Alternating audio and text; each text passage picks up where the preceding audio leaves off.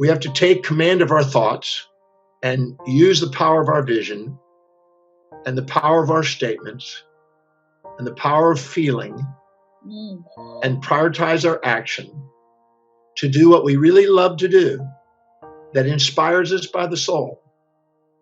And we want to set goals for ourselves, our family, our community, our city, our state, our nation, our world, and beyond for 100 and 120 years.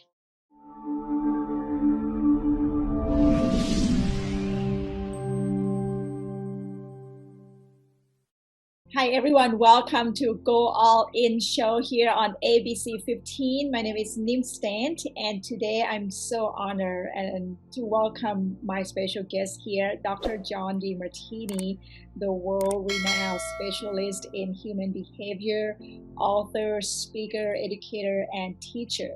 Thank you so much, Dr. John, to being here. Thank you for having me. Wonderful. Well, Dr. John, I've been a big fan of you, and as many as my community, we listen to your books, we read your books, and we're so grateful for you. And for me, you are my guru because you really remove the darkness inside me. And from reading, all your works, and thank you for what you do to the world. Thank you. Thank you for that saying that. Thank you. So I know you've been practicing yoga for a long time, and I'm into yoga too. So can you share with us the story, the backstory of when did you start? Okay, I might ask you different than other interviewers. Like, when did you start your yoga practice, and what do you get from it? I was at a Vim and Vigor health food store. Okay. On the North Shore of Oahu, Hawaii. Uh-huh. I was 17 years old. And there was a guy that was sitting next to me while I was having some carrot juice and a sandwich. Okay. And he said, "You need to take a yoga class." And I really didn't know a lot about it. I'd seen some and met some yogis in Huntington Beach, California, but I really didn't connect to it yet. And then literally I walked out of that health food store just a few days later. Sure. And I saw a little flyer on the door. It said, "Special guest speaker, Paul C. Bragg, so-and-so's yoga class." Uh-huh. So the first time I ever went to yoga class, I was to go and listen to a guest lecture. Sure. Who's the one that changed my life and inspired me to do what I'm doing at a yoga class. No way. So that was a yoga class. My life, what I do today, was initiated one night at a yoga class. What did he say that changed your life? I had learning problems as a child. Okay. I didn't read until I was 18. You didn't read until you were 18? Yeah, I was a high school dropout. I was living on the streets, I was living on the streets from 13 on, but at 14 I hitchhiked to California. 14 and 15 I lived in California and Mexico. Then at 15 I went to Hawaii. I was surfing. I was a hippie surfer kid, street kid. Wow. But I almost died right at 17, about 3-4 weeks before I went to that health food store. And what he said that night, he said, "We have a body, we have a mind, and we have a soul. And the body must be directed by the mind, and the mind must be guided by the soul in order to maximize your potential." And that was kind of interesting. And then he says, and we have to take command of our thoughts and use the power of our vision and the power of our statements and the power of feeling and prioritize our action to do what we really love to do that inspires us by the soul. And we want to set goals for ourselves, our family, our community, our city, our state, our nation, our world, and beyond for 100 and 120 years. Nobody talked to me like that. I mean, this guy was inspired. And he was the one that he had opened up 1,000 health food stores across America to try to raise the conscious of health at the time. And he did yoga himself. And he was friends with yogis. And so he was speaking at a yoga class. Right. And he was up in age. He was 80s. Oh, really? So, yeah. So this one night, in 1 hour, this one man got to me And he took us through this guided imagery meditation experience. That was my first real formal meditation. Okay. Called an alpha meditation. And I saw a vision of what I wanted to do. And it's painted and it sits in my office today. It's a big 5x4 painting by a famous painter. But I saw that I wanted to overcome my learning problems, learn how to read, someday become intelligent. I never thought I'd be intelligent till then. I thought I'd be a surfer. Not that that's not intelligent, it was just a different skill, an academic intelligence. And that night I thought, I believe I can overcome this. I think I can learn to read and someday become intelligent. And that turned my life, absolutely turned my life. And I saw the dream that I'm living today. And that was to learn and research and teach and travel the world. So wait a minute. Started there. So at a yoga class. So you went to that yoga class to do the yoga pose, like to move, but no, just to go to the lecture first. Oh, that's the lecture. Just the lecture. Once I got to the lecture, I started to do yoga after that, meeting the people. Right. And then I started to read this, yogi books and yoga, everything. And then I then had a yogi teacher about a year later. Okay. I was doing yoga on my own without a formal thing, just from a book first. Okay. Looking at the pictures. I figured I'd just do it by the pictures originally. Sure. But I couldn't read a lot of the words. I just did the pictures. Right. And they had a lot of Sanskrit words anyway. And so then I actually got an opportunity to get a job at Ye Seekers Horizon in Houston, Texas, which is the largest health food store in the world at the time. And there they had yoga classes and a noted Indian yogi there. Yeah. And I started taking formal yoga then. And then I started doing, then I worked with a guy named Doug Swenson, who was another famous yogi. Yeah. And I started doing yoga with different yogis. Right. And learning my skills. And then I taught yoga. I'm not a master yogi, but I taught yoga for a long time. And I had another named Lisa Lyons, who became a yogi. That was another one that used to work with me. We used to do yoga sessions together, just that she and I would do it. And then Robert Bustani was another yogi. He was famous. He's still doing it. And he's 70 something now, and he's still cranking out the yoga as a professional yoga teacher. Yeah. And then I got to meet another yogi when I was 23 who was had 6 PhDs, extremely Vedantic, very masterful. Learned so much from this man.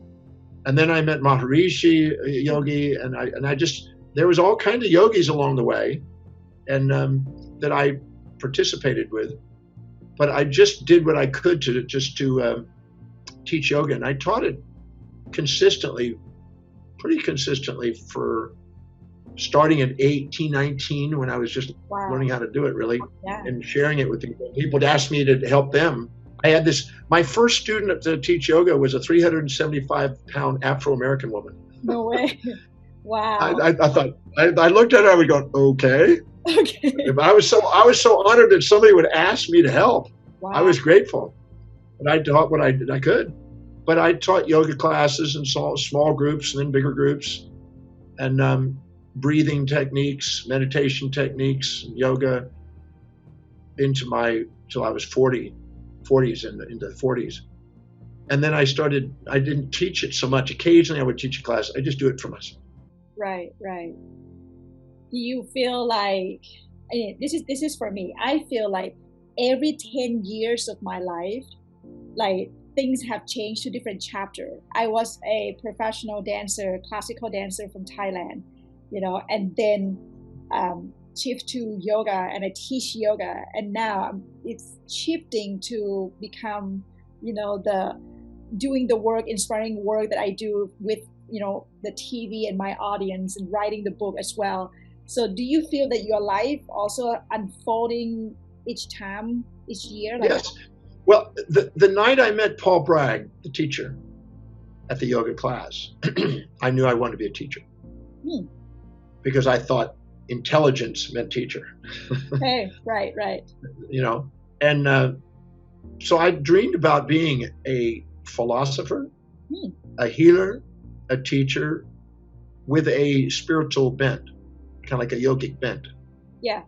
And so I've been working on that in November will be 49 years. Wow. So I've been doing it for a long time. I've been teaching 48 and a half years now. And so I love it. It's what I do every day. I'm teaching class. I'll be doing 3 seminars today and 2 podcasts, and then another one in Japan. So I get to do them all over the world. Yeah. I've gotten to speak in 154 countries now. Wow. And I research, write every day. I'm working on a new textbook on philosophy now, and I just love it. I get to do what I love every day. So you mentioned about the painting of your vision. Yes. So what's in that painting? What kind of, what's in there? I'm standing on a balcony, because this is what I saw in my mind that night when I met Paul Bragg. I was standing on a balcony about 40 feet up over a giant square with 1 million people in it. And I was speaking. I had a speech impediment when I was a child. Yeah. I was told I would never be able to read, never be able to write, never be able to communicate effectively, never amount to thing, never go very far in life when I was in elementary school. That's why I dropped out. I couldn't do it. Yeah. But I saw this. There's probably some sort of a dissociative identity disorder. I probably had a split psychosis at that moment. But I saw this dream of me standing in front of 1 million people. And in the background, every iconic building in every major city around the world, the buildings are in the background as a message to reach the world with a message, to reach millions of people across the world. And that was the vision. And in the process of doing that, I've manifested that. I've reached people in every country around the world today, and I can't complain. I've reached billions of people. So it's amazing if you stay with some vision long enough. Everybody else dies out. You end up at the top. You just got to stay with it long enough. Yeah, because they quit before you, right? Well, they quit or they pass, Sure. A lot of the guys that I've known for years are passing on now, the mentors and teachers now, because I'm 67 almost. And so they were up 20 and 30 years ahead of me, so they're passing on. So it's my time now. I get to be the guy that is out there. To be that guy. Yeah, I hear you, because when I was in college, when I was 21, I have a dream that I'm not only going to be the Thai classical dancer, but I want to be the Indian classical dancer. I want to go to India and learn all the movement. And I want to replace my teacher, because he's the only one in Thailand who teach Indian classical dance. And he's like 70 years old, and I know we're going to die soon, so I'm going to replace him. And I told him that I want to go, to India. And he said, oh, this is very hard. It's going to be hard, especially for women to live in India alone. So I did. I did everything I planned to do. And I came back, and I was the only one in the country who teach the Indian classical dance there. That's so great. I hear your vision. I see it in my head right now too. This is amazing.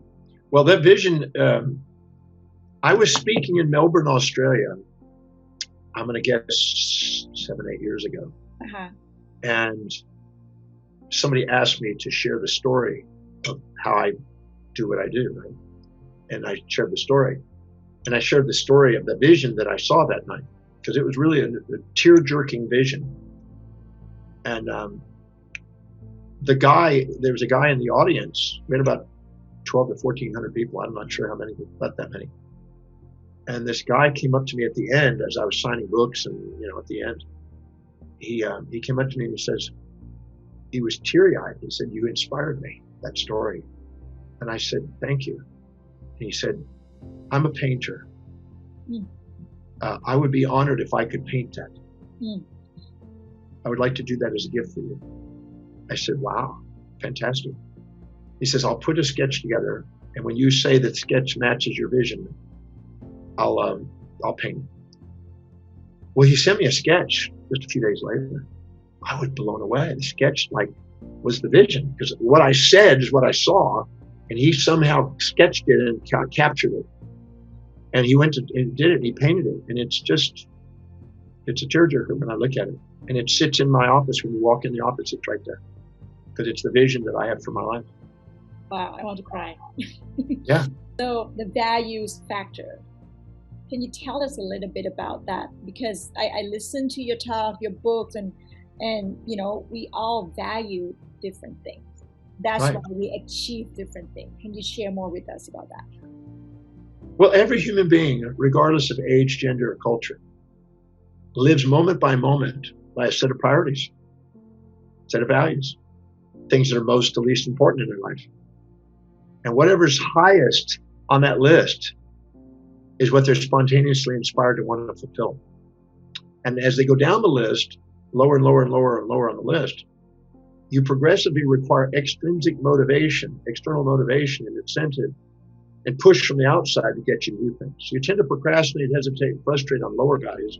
You tend to be disciplined, reliable, and focused on higher. So identifying what that is, which is what the book entails, and prioritizing your life and giving yourself permission to shine and do what really is deeply meaningful and truly inspiring to you, that you don't need to be motivated to do. If you need motivation, you're not doing what you're called to do. I don't need motivation to do what I do every day. You probably don't need motivation to do your dancing and your teaching and stuff. But people many times compare themselves to others, put others on a pedestal, minimize themselves, inject other people's values in life, and attempt to envy other people, imitate other people, and lose their own identity and their own magnificence. And then they wonder why they have a quiet life of desperation instead of a life of inspiration. And so identifying what those values are. If I just ask somebody what their values are, I guarantee you, I've done it thousands of times. Rarely does anybody nail it. They write down what they think it ought to be, should be, supposed to be, got to be, have to be, must be from somebody else's outside influence. And they're fitting in and conforming instead of standing out and being unique. We all want to make a difference. We can't make a difference fitting in. We make a difference standing out. So I put together in the book 13 questions to take a look objectively of what your life demonstrates you're committed to doing. Because your life demonstrates your values, what you say they are and what you're demonstrating. I asked people, I was in South Africa, I had 5,000 people at a talk. And I asked, how many of you want to be financially independent? And the place, they all put their hands up, double hands, their feet up in the air, they roared, right? And I said, great. Now, how many of you are financially independent? And all the hands went down. I said, isn't it interesting that everybody here has the goal to do that, but nobody's doing it? There's a conflict between what you say you want and what you're doing. Right. And I said, so let me explain why. And I had him pull out a piece of paper. And I said, I'm going to give you 10 million US dollars, each one of you. Okay? And you're going to take on that piece of paper. You have 1 minute, 60 seconds to tell me the 10 things you would do if I handed you $10 million. Okay. If I transferred it to your account, you had $10 million. What would you do if you had $10 million right now? On your mark, get set, go. I want you to write down the 10 things you would do. Quickly, go. And they're quickly running down, right down there would do if they had $10 million. Oh, wow. And then I said, stop. Minute's up. Hand it to the person on your left and calculate how much of that money is still usable assets earning them income versus how much was spent on depreciating consumables. Right. 20 to 80% was gone in 1 minute on consumables. I'll buy that car, I'll get that house, I'll get that new clothes, I'll get that. It was all about consumables and the lifestyle of the rich and famous instead of wealth building. Yeah. See, people who actually have a value on wealth building buy assets. They buy things that go up in value. And people that have a low value on wealth building, they buy things that go down in value. It's pretty simple. Sure. And so what people do is they think they want to be financially independent, but what they really want is immediate gratifying consumables that depreciate surrounding them to live vicariously through other people's brands to make them feel better about themselves so they can keep up with the Joneses instead of actually being wealthy. And so I woke them up and I said, your hierarchy of values dictates your financial destiny. If you don't have a higher value on buying an asset over a consumable that depreciates, every time you get money, it's going to go away.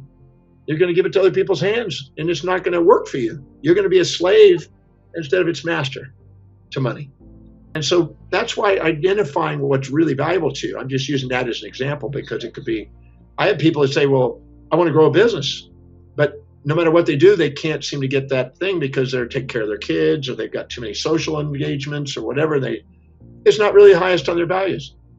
So what I do is I find out what's really highest on an individual's values so they can set goals that they'll live by, that they'll achieve and build momentum and build in a sense, a legacy by doing that. Right. Which actually, when they're congruent with that, that's when they actually become wealthy too.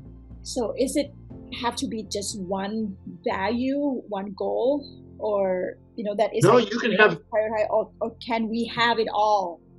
Absolutely.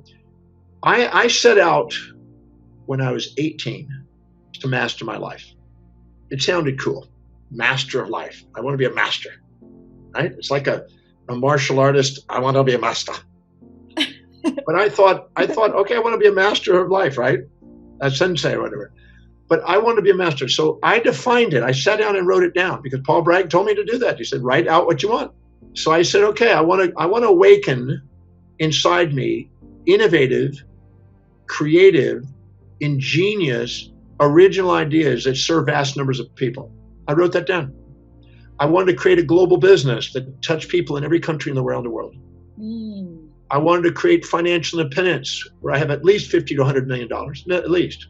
I wanted to create a global family dynamic. I live on a ship called the World that circumnavigates around the world. Oh, that's beautiful. I wanted to, which has been to Thailand and India, many places. I wanted to have a social influence. So I started mentoring all the people of power that I've met, from celebrities to royalty to leaders and government. And I've kept a list. It's almost 3,800 of those people. I wanted to be able to create a vital energy. I'm 67. I got more energy than most people. And I still get a good 17, 18-hour day in. I can tell. I can do that big. It doesn't stop me. So I want to have a vital body. And then I wanted to have an inspiring spiritual movement. Not a religion, there's plenty of those, but an inspiring spiritual movement that practically people can live by, that can inspire their lives. So that was what I wrote out. And they're all happening. And so I'm absolutely certain you can do that, but you're only going to be committed to something that's really valuable to you. If you meet somebody and you don't know what their highest value is, you can easily project onto them expectations that don't match what they value, and you'll be betrayed. It's not because they're betraying you. You're betraying you because you have an unrealistic expectation on them to live in your values, not their values. But if you know what their values are, you know what you can expect.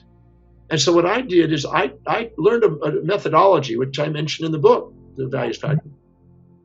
How specifically to wake up your genius by linking whatever you're studying, learning, and want to absorb to what you value most, because the pulvinar nuclei in the thalamus is a gating, filtering mechanism that takes in from all of our reality every bit of information that helps us fulfill what's valuable to us. So if we ask, I've helped thousands of kids in schools that are struggling in school, and all of a sudden they just wake up and just get amazing with their schooling by helping them see how that class is helping them fulfill what they dream about. If they can't see how they're going to get their dream at that class, they're just going to pass the test, or they're going to be bored. But they can see how it's going to get them what they dream about, they'll get engaged, and they'll take in that information and use it. Yeah. So it's asking the quality question, how specifically is what I'm about to study, learn, and read and absorb, how specific does it help me fulfill what is most deeply meaningful to me, what I feel my mission is, that I'm inspired by, that I can't wait to fulfill. And if I make those links and neuroplastically make those links in the brain, I can absorb anything. I have proven that. I did this at Harvard. I've done this in universities. I've absolutely proven that in schools in all ages. You can also do that at work. You can empower people at work, because a lot of people are not engaged. Nobody goes to work for the sake of a company. They go to work to fulfill what they value most. Right. If they can see how the job duties can help them fulfill what they value, they become engaged and they automatically want to go to work and they want to be creative and innovative, because whatever's highest on your value, your identity revolves around. And when you go to work and you feel that this is your identity, you feel it's your business, and you put way more into it when you feel it's your business. And when you feel engaged, you don't want to take a break. You don't want to get distracted. You're inspired. And so I show people how to empower their business that way. Then when it comes to money, the hierarchy of your values dictates your financial destiny. If you don't have a value on wealth building, it's not going to happen. 99% of the population never makes financial independence. Less than 1%. And that's because, and I've gone and interviewed centimillionaires and decamillionaires and billionaires. There's no doubt in my mind, there's a different set of values than the person that's impoverished. So I can take and find out what their values are, find out and determine them, and then we can show them how to rearrange it so they can end up having a higher value on wealth building and suddenly see opportunities, make decisions differently, and act and start to have it work for them. And in relationships, whoever you're in a relationship with, they have a highest value and you have a highest value. If they can't see how what you're doing and what you're dedicated to is fulfilling what they're dedicated to, they're going to want to change you. And that undermines the relationship. And if you can't see what they're dedicated to is fulfilling what you're dedicated to, boom, you're going to want to change them. And then you have alternating monologues, no dialogue. So what I do is I show people how to link values so you can appreciate and love the individual for who they are. Everybody wants to be loved and appreciated for who they are, not for what you want to make them. Right. So that is empowering of a relationship. And in social, if you live by your highest values and you practice the art of delegating all lower priority things, you emerge as a leader in your field, guaranteed. You wake up your leadership. And as you do, and you build momentum doing that, and you value yourself, and you live more objectively in the forebrain, you automatically attract people around you that want to see who's exemplifying mastery. And you end up start hanging out with new people because you're resonating with them. And physically, if you're living by your highest value and you're taking whatever symptoms in your body, they're all just trying to get you authentic. All the symptoms of your body are trying to give you feedback to say you're not being authentic. And so if you live by your highest values, those symptoms just subside. And that's a feedback. You don't want to suppress a symptom with some drug. You want to use the symptom as a guide to live magnificently and inspired. And then what is more spiritual than being inspired by what you do every day, whatever that is? If you're dedicated to raising a family, that's your spiritual path. If you're dedicated to yoga, that's your spiritual path. If you want to climb mountains, that's your spiritual path. If you want to grow a massive business, that's your spiritual path. Right. Everything is spiritual. Where is the divine not, as I describe it? You don't want to box it in and go, well, it's only this or it's only that. It's all the above. And that's gives people the freedom to do it. So living by your highest value is where you have equanimity and equity, fair exchange, and where you're most inspired and spontaneously can't wait to get up and do it.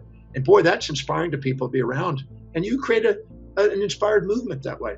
So I wanted to master my life, and I'm absolutely certain you can empower all of them. No doubt in my mind. I've done it with thousands of people, and I've certainly done it in my life.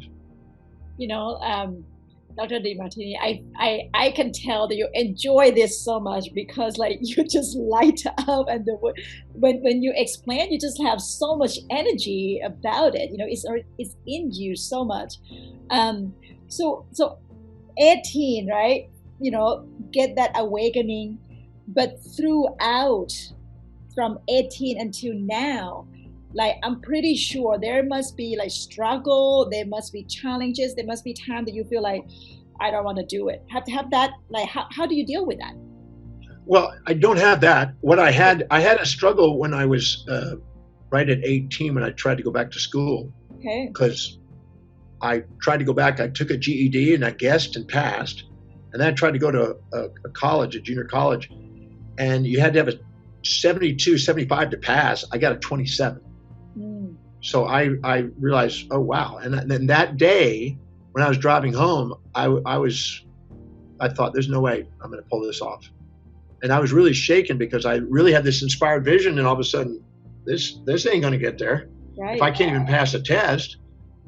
And I remember crying on the living room floor in my parents' house. And my mom came home from shopping, and she saw me there, and she said, what happened, son? What's wrong? She hadn't seen me cry because I left home when I was 13. Yeah. And she said, what happened? I said, I blew the test. And then I quoted what my first grade teacher told me in front of my mom. Right. I guess I'll never be able to read. I'll never be able to write, never be able to communicate effectively. never amount to anything, never go very far in life. And she just sat there quietly for a second and did what only a mom could do. And then she put her hand on my shoulder and she said, son, whether you become a great teacher and philosopher and travel the world like you dream, whether you return back to Hawaii and ride giant waves like you've done, because I rode big waves, or you return to the streets like you've also done in Panhandle, I just want to let you know that your father and I are going to love you no matter what. Mm. When she said that, I needed that. And my hand went into a fist. And I said to myself, I'm gonna master this thing called reading. I'm gonna master this thing called studying. I'm gonna master this thing called learning and teaching and philosophy. And I'm gonna do whatever it takes. I'm gonna travel whatever distance. I'm gonna pay whatever price to give my service of love across this planet. And I'm not gonna let any human being on this planet stop me, not even myself. I got up, I hugged my mom, I walked into my room, I got a Funk and Wagnall's dictionary out, which I still have, covered in tape. And I started to memorize 30 words a day, spell them, pronounce them, get the meaning on them, put them in a sentence, and present those to my mom. And she was a crossword puzzle person. She didn't have a high education, but she was a master crossword puzzle. And she would make sure that I was flawlessly delivering 30 words a day to her to grow my vocabulary. And I did that every single day, 30 new words, until my vocabulary was strong enough to pass school. And so, yeah, that was a setback, but that was a catalyst to one of the most inspiring things that could happen to me. Now, I've had challenges in the sense of getting things done on deadlines. How do I accomplish those things? Sometimes I overextend myself. You know, I put unrealistic time frames on things. But I have not had a wavering on my inspiration to do what I'm doing. Okay. I want to be in healing. I want to be teaching. I want to be a philosopher. And I've done all those and I still do those. So that doesn't waver. But sometimes I overextended myself. Sure. In the sense of I put unrealistic expectations to publish a book by an insane time period, or, I did 426 speeches in 1 year. And 1,000 interviews. So that'll tell you, and wrote books during that time. So I was insane in a schedule, but I did them, but I had sleepless. I had some sleep deprivation at times because I was committed to getting it done. Wow. So those are the challenges that I faced. And also trying to do that and manage a family, because that's not easy. There's times when I had family challenges. Now they all work in my company and help me with it, so it's quite in. My daughter's carrying the torch, so I can't complain. I've been blessed. But and travel issues. Sometimes a flight, I'm going to speak somewhere, and the flight says, "Well, no, I'm not going to get you there," and so I have those kind of things. But those are really the only setbacks. Okay. So the day or the month when you first start and not much money coming in or no money coming in the bank. When you were at that place, what you tell yourself? Well, the first, when I first started and I moved back to Texas, I did various types of jobs to make some money. Okay. And I read most of the day or did these jobs, and that helped pay for some school. When I was at University of Houston, I started tutoring, and they didn't pay much. I didn't care. I loved the teaching part. And they paid really minimum wage kind of stuff, but I did it anyway. And then I had a work study program, and that allowed me to get through that school. And I worked on my dad's company. He had a plumbing business, and I was a plumber on the weekends. And then I worked during the week tutoring and whatever other things in the dormitories. But when I went to professional school, I started teaching full time, and there I wasn't sure what to charge, and I did a love donation, right? Yes, it's yogi thing. Nobody loved me. I didn't get a penny. So I finally said minimum love donation, $5, and I think I got a $5 bill in there, and then a minimum love donation $10, and I said $20, and then I said fee $20, and I got $360 put in there. This little class one night. I went, oh. The world was waiting for me to value me. If I don't value me, no one's going to value me. Mm-hmm. And so I put a little $20 thing. I was teaching. I was 23 years old. I put $20 per person. And I'd have 15 to 30 people in a 1-bedroom apartment crammed into a place, teaching every single night, 6 and 7 nights a week. I made over $100,000 when I was 23 years old, teaching whatever I was teaching. I'd go to bed at 10 o'clock after I finished the class. I'd get up at 2. I'd do yoga for 30 minutes. I speed read 4 to 7 books because I was speed reading by then. And then that night, after going to classes in the clinic, I was teaching every single night for 3 hours. And I taught whatever I read that morning. And there was always students there. I was so blessed to do that. And I also, on some nights, taught at other locations. And, my speaking career started launching. And then when I got into practice, I started teaching every night. And that spread to the state, and then around America, and then Canada, and then over to Europe. And now it's all over the world now. Wow. How many hours do you sleep? My math is not. I slept 4 hours a night for 35 years. Really? Consistently. Today, I sleep more. I'm 5.5, 6.5, around that area. I'm getting up. I guess when you're in your 60s, there's a little bit of difference. And I have to be careful because sometimes I drink too much water in the evenings, and I got to get up and relieve my bladder. And it wakes me up, and sometimes I don't get back to sleep right away. Particularly when I'm doing times, like right now, I'm doing time zones. I just finished a program in Australia yesterday, right? And then I'm doing in different time zones today. So I'm sometimes all over the planet, different time zones, and strange hours at 3 in the morning, 5 in the morning, and whatever. And so that sometimes my sleep patterns are a little odd. So I'm sleeping now more like 6 hours, 5.5, 6 hours now. Wow. Thank you so much for sharing that. Such a great example. So you take action. You not just wait for your vision to come true. What about the law of attraction? You in that movie, The Secret. Like, what's the law of, Yeah. Well, the law of attraction really is about values. Because if you set a goal that's not really high in your values, you don't see a lot of the synchronicities happening.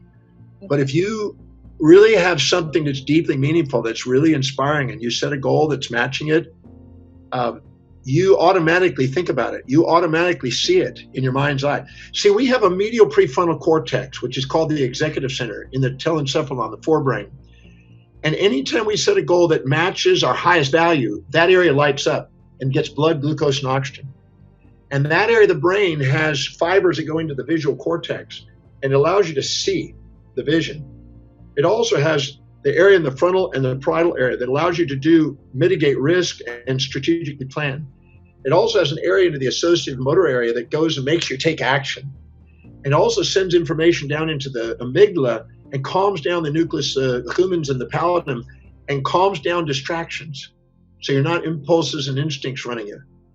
And you're centered and focused. And it also wakes up the diencephalonic, the gating area, the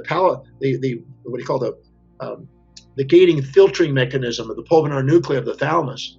And that allows you to perceive everything that relates to what you're focusing on. So you can actually, like a mother, if her highest value is her children, let's say, and she's got 3 children under the age of 5 and she's 35 years old, and her whole focus is those beautiful children. If she walks in a mall, she's going to see children's clothes, children's entertainment, children's healthy items, children's, she's going to filter everything and not notice anything except children's stuff. And she will spot it. And then if you're a man and you're dedicated to entrepreneurship, or a woman dedicated to entrepreneurship, and your business and your whole focus is business, you walk in that mall, you're not going to see children's clothes. You're going to see computers and suits and which businesses maybe buying stocks in. You're going to see a completely different mall. Everybody's got a different reality according to what they value filter. So if you set a goal that's aligned with your highest values, the law of attraction, the secret, comes alive. Because not only do you see things and opportunities, you're able to make decisions because you're gathering data quicker and you're spontaneously acting on it, which increases the odds of it. And because of it, you're enthused and inspired, which magnetizes people that are engaged in what they see you doing something, they want to participate. And so you synchronize people into your life because you're inspired. When you're inspired by something, you're on fire, people come around to watch you burn. And they want to be around and be part of that. And then you synchronize people to assist you on that, and you see resources, and you're more energized, and all those grow the business. And also, there's a metaphysical or a quantum possible vibratory system that's there, that when you're really clear and focused on it, anything that resonates with that thing, you just tend to see and attract into your life. I've seen it over and over again. I did a research study on inactive patients for over 1,000 doctors' offices that I consulted with. And we showed that if you read the names of inactive patients that have not been in your office for at least 6 months, inactive files that haven't been around for 6 months, and read 100 of those files, 20 of those files will be in that office within a week. Consistently, that stat showed up just by reading the files and thinking about the person and thinking about what their health was, and just in your mind. You don't call them, you don't do anything. They show back up again. It's quite interesting. I do that in business and to help businesses, because I had a guy in Chicago. He was seeing a certain number of patients a day. And I asked him a simple question. I said, I want you to make list a name of a patient. And the second you do it, then go to the next patient's name and keep listing patients' names until you can't think of any more names. And I'm going to time you, and we're going to see how it does. And anytime you have 3 seconds between names, I'm going to stop you. And he starts rattling off name. Came to 68 names. Wow. And then all of a sudden he paused. And he goes, I said, stop, 68. I said, how many days a week do you work? He says, I work 4 days a week. 4 times 68 is roughly how much? 4 times 60 is 240. 4 times 8 is 32. That's 272. And I said, you're averaging about 275 patients a week. And he goes, that's unbelievable. That's the stat. That's what I'm averaging. I said, that's because whatever's out of your mind and out of sight in your mind, you're not seeing. I said, here's your homework tonight. Before I come into your office tomorrow to do consulting, I want you to memorize the names. In addition to those, I want you to memorize another 100 names and have those ready. And I guarantee it'll blow your mind if you do that tomorrow. Because if you just memorize these 100 names and be able to recite them, the first thing when I see you tomorrow, you're going to recite 100 new names that's out of your patient files. He goes, okay, I can do that. I said, get that and have those ready for me first thing in the morning. Of those 100 names, 4 of those names showed up that day, because you're whatever you think about, you bring about. And if you don't care, I always say, if you can't wait to see your patients, people can't wait to get your service. If you can't wait to go and do what you love to do, the world can't wait to give it to you. So it's a reflection of what your innermost dominant thought is, no doubt about it. And it's plenty for everyone, right? There's no lack of anything for anybody. It's just a matter of simply taking command and following the principles that stand the test of time. There's another sequel to The Secret called How Thoughts Become Things. Yes. That Doug Vermeeren has created. Right. And he's got another movie that he's asked me to do. But that's also a carry-on from that. And it's a little bit more action-oriented, a little bit more thinking-oriented. But it's a carryover from The Secrets. Well done. Well done. Okay. Cool. Well, last question. What is the exciting new project that you're working on right now? Well, there's a number of them. One of them is I'm working on. I'll be finished in October with a brand new large textbook on philosophers. So I got philosophers from around the world, and I'm summarizing a little of their biographies. I'm summarizing some of their highest principles and teachings, and I'm doing a presentation, probably in 3 locations around the world, for advanced students on just that. It'll be a 5-day experience where we're going to go through and put our hand in the pot of glue of some of the greatest minds who ever lived, a couple hundred philosophers, and what's the essence of their teachings that have stood the test of time for centuries.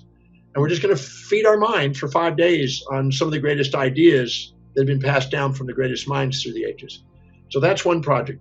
Then I just met up with a billionaire who owns an island out in the Caribbean, and he wants me to be part of his little club that he's got, which is a large number of very wealthy individuals, and wants me to do private consulting and troubleshooting for their issues and charge a good fee for it. So that's a project that's just in the making.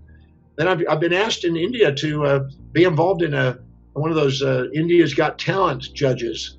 So that's another project. So I got project coming out left and right all over the place with things I'm working on. But I'm constantly researching every day. I'm about to start a 10-day program starting tomorrow. I teach starting at 8 in the morning. that will be on science, religion, and philosophies of the world.